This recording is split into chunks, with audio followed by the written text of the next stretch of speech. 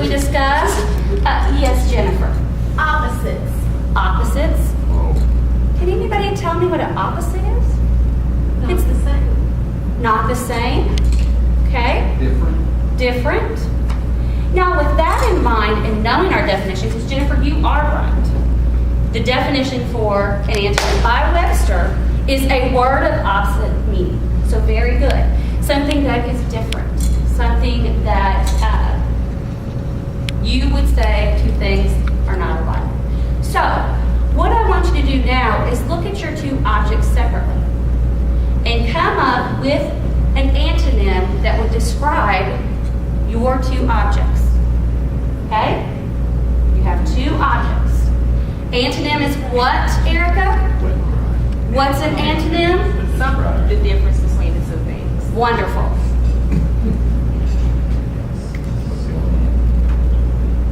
All right, I know this group is very smart. I've already heard some good discussion. We're going to start back here, Erica. What would you say are two words that would describe antonyms for your objects? Wet and dry. Wet and dry. Very good.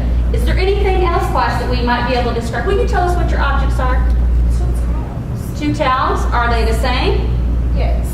Okay. There's nothing different about them? The only difference is one is wet, one is dry. All right. And this one is folded in the uniform style. This one is not.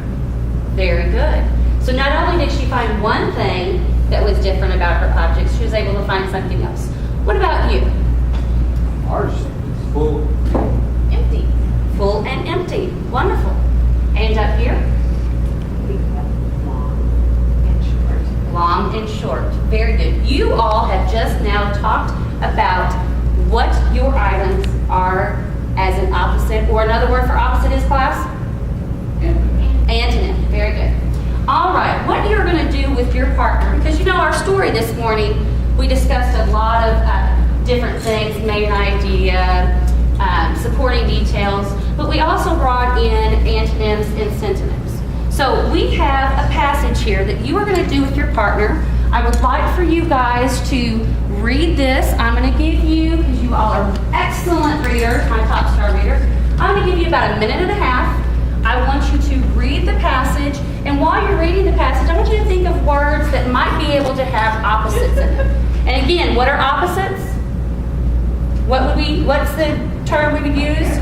Antonyms.